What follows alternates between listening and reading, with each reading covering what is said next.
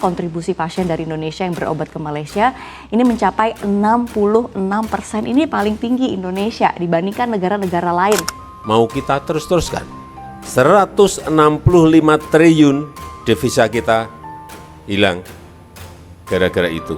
Tapi kalau kemudian saya bertanya kembali kepada pemerintah, kenapa ini bisa terjadi? Strategi apa yang harus dilakukan oleh pemerintah untuk ke depannya? Karena kita tahu setiap tahunnya anggaran yang dikeluarkan untuk biaya berobat masyarakat ke negara tetangga itu adalah sebesar 180 triliun. Besar sekali bagi kita untuk melihat ini. Apakah kita tidak merasa dirugikan? Hampir 2 juta masyarakat kita itu masih pergi berobat ke luar negeri apabila sakit. Ya, saya nih di Riau, Pak. Tahu persis kalau orang Riau itu jarang betul mau berobat di Jakarta. Pasti kalau nggak di Penang, Malaka, kalau nggak di Singapura, Pak. Hanya itu pilihannya. Karena apa? Masyarakat ke sana karena mereka nggak bisa dapat akses rumah sakit. Nggak, ini karena nggak percaya sama bukan nggak percaya. Rumah sakitnya, karena dokternya. lebih murah. Karena lebih murah. Lebih murah dan lebih pasti. Kenapa di bisa sana begitu? dokter yang menerima kita di sana itu dibayar pemerintah dengan cukup. Karena rata-rata pengobatan di Malaysia itu tidak perlu kontrol ulang. Jadi sekali kalian berobat di Malaysia, udah langsung bisa pulang dan sembuh. Berobat di Malaysia itu jauh lebih efektif dan efisien plus lebih murah.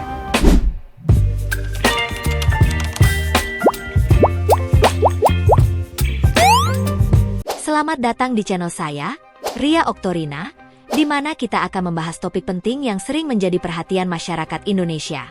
Hari ini, kita akan mengeksplorasi fenomena mengapa banyak warga Indonesia memilih untuk berobat ke luar negeri, khususnya ke Malaysia, dan apa dampak serta langkah-langkah yang bisa kita ambil sebagai bangsa untuk memperbaiki situasi ini. Warga Indonesia menjadi salah satu penyumbang devisa bagi Malaysia dari sektor kesehatan. Hal ini karena pasien rumah sakit di negeri jiran ramai berasal dari Indonesia. Bank Investasi Affin Hwang dan perusahaan investasi Daiwa ini dalam laporannya mengenai prospek sektor kesehatan Malaysia mengungkapkan kontribusi pasien dari Indonesia itu sangat penting. Affin Hwang dan Daiwa mengungkapkan fenomena ini terjadi karena kedekatan geografis, kesamaan bahasa dan budaya, serta harga layanan medis di Malaysia yang relatif lebih kompetitif dibandingkan dengan negara tetangga lainnya seperti Singapura dan Thailand. Dominasi pasien yang berasal dari Indonesia memang sudah terjadi sejak lama, bahkan terus terjadi peningkatan. Perusahaan konsultasi Alvarez and Marshall mengungkapkan kontribusi pasien dari Indonesia yang berobat ke Malaysia ini mencapai 66%. Ini paling tinggi Indonesia dibandingkan negara-negara lain. Hampir 2 juta masyarakat kita itu masih pergi berobat ke luar negeri apabila sakit. Padahal kita memiliki rumah sakit seperti ini. Hampir 2 juta. 1 juta, kurang lebih 1 juta ke Malaysia, kurang lebih 750.000 ke Singapura, dan sisanya ke Jepang, ke Amerika, ke Jerman, dan lain-lain.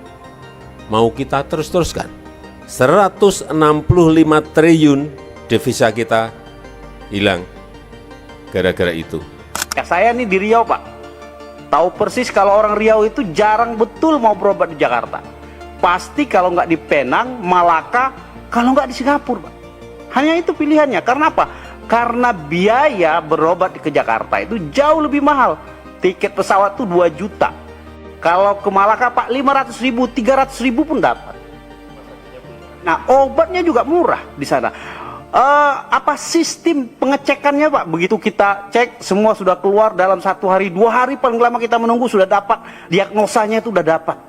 Oh, kamu sakit ini tindakannya ke dokter ini. Nah, begitu. Nah, bagaimana sistem pelayanan kesehatan di kita ini yang masih kurangnya dari sisi mana? Karena memang permasalahan di negara kita ini per tahunnya adalah bicara mengenai rasio tingkat dokter spesialis kita yang tidak memenuhi syarat tersebut.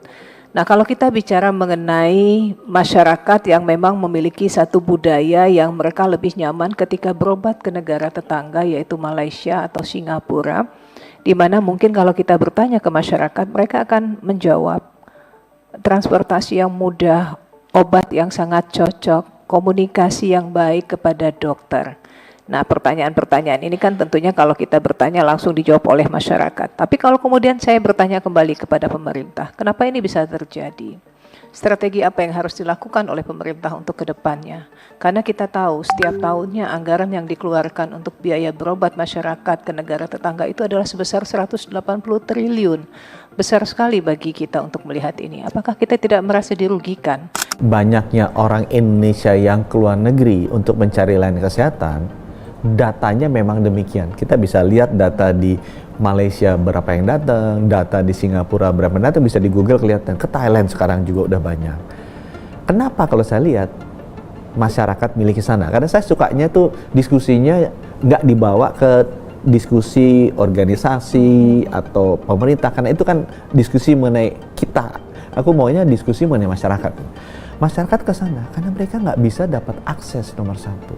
Kalau kita datang ke rumah sakit, antrian untuk disinar cancer, antrian untuk kelainan jantung, kadang-kadang kalau kena stroke, itu panjang sekali. Datanya ada 600.000 orang berobat ke luar negeri. Banyak ke tetangga, Bu, ke negara tetangga Malaysia. Ya, enak. Katanya lebih murah. Emang. Lah ini gimana? Emang. Padahal kita kan rumah sakit deket, harusnya kan lebih murah, Bu. Satu lebih murah, bisa piknik ya toh. Dokternya itu lebih pasti. Nggak, ini karena nggak percaya sama Bukan nggak percaya. rumah sakitnya, Karena dokternya. lebih murah. Karena lebih murah. Lebih murah dan lebih pasti. Kenapa Di bisa sana begitu? dokter yang menerima kita di sana itu dibayar pemerintah dengan cukup. Sebenarnya kenapa sih orang Indonesia kalau berobat itu lebih pilih ke Malaysia? Apakah karena mereka kurang percaya dengan nakes dari Indonesia? Yuk kita simak jawabannya. So, ini berdasarkan jawaban dari teman-teman aku. Untuk alasan yang pertama adalah karena biaya berobat di Malaysia itu jauh lebih murah. Lalu yang kedua, untuk teman-teman yang tinggalnya tidak di Jakarta, biaya ke Malaysia untuk tiket pesawatnya tuh jauh lebih murah daripada ke Jakarta. Jadi mereka tuh mikir daripada dirujuk ke Jakarta, tiket pesawatnya mahal, mending langsung sekalian ke Malaysia aja. Lalu yang ketiga, karena rata-rata pengobatan di Malaysia itu tidak perlu kontrol ulang. Jadi sekali kalian berobat di Malaysia, udah langsung bisa pulang dan sembuh. Disclaimer, teman-teman aku tidak ada yang bilang nakes di Indonesia itu kurang baik ya. Tetapi mereka lebih merasa bahwa berobat di Malaysia itu jauh lebih efektif dan efisien plus lebih murah. Fasilitas kesehatan di Indonesia saat ini menghadapi berbagai tantangan besar yang mempengaruhi akses dan kualitas layanan. Ada 3 masalah utama yang masih menghantui sistem kesehatan kita, yaitu infrastruktur yang kurang memadai, distribusi yang tidak merata, dan pendanaan yang terbatas. Ini menjadi faktor utama mengapa banyak dari kita, warga Indonesia, lebih memilih untuk mencari perawatan medis di negara tetangga, seperti Malaysia. Saya ingin menekankan di sini bahwa banyak dari saudara kita yang pergi ke Malaysia tidak semata-mata karena fasilitas di sana jauh lebih unggul, tetapi karena beberapa alasan logistik dan praktis. Pertama, kedekatan geografis antara kedua negara mempermudah akses. Bahasa yang mirip dan budaya yang tidak asing membuat proses ini terasa lebih nyaman bagi pasien dari Indonesia. Selain itu, harga layanan kesehatan di Malaysia dianggap lebih kompetitif dibandingkan negara-negara tetangga lainnya, seperti Singapura dan Thailand. Sektor kesehatan Malaysia sendiri sangat terbantu oleh pasien dari Indonesia, yang menyumbang sebagian besar pendapatan rumah sakit di sana. Menurut laporan terbaru dari beberapa perusahaan investasi, pasien Indonesia menyumbang hingga 2/3 dari total pasien luar negeri yang dirawat di Malaysia.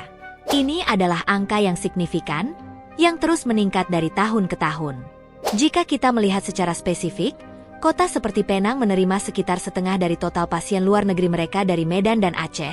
Sementara di Kuala Lumpur, hampir 40% pasien berasal dari Jakarta dan Surabaya. Namun, kita perlu merenungkan mengapa banyak dari kita merasa perlu untuk berobat ke luar negeri. Apa yang kurang di dalam negeri kita sendiri?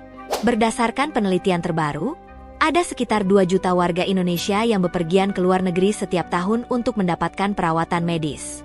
Ini bukan jumlah yang sedikit, dan jika dihitung secara ekonomi, kita menghabiskan sekitar 9 miliar dolar AS atau lebih dari 138 triliun rupiah hanya untuk perawatan kesehatan di luar negeri.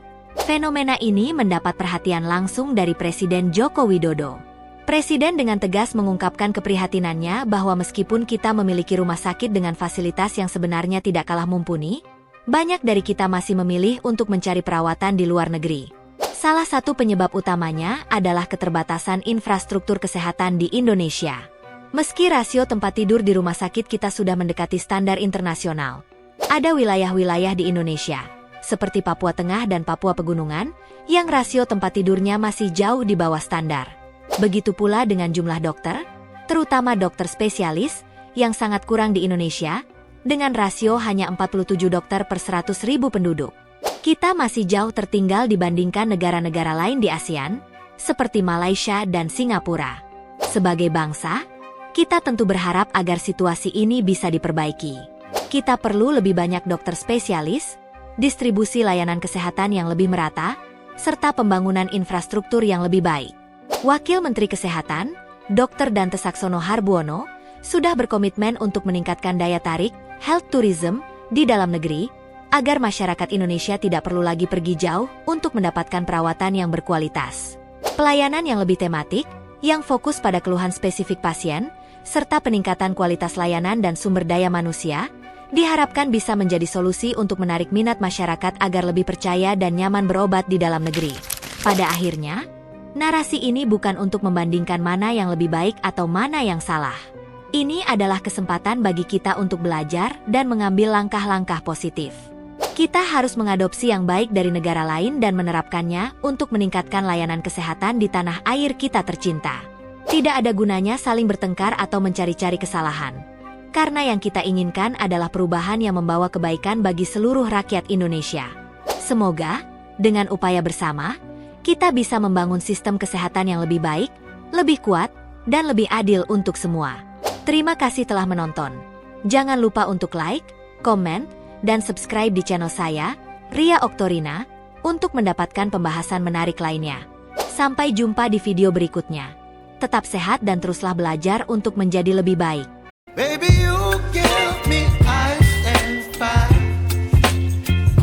You're giving me wind and rain. You're some kind of butterfly.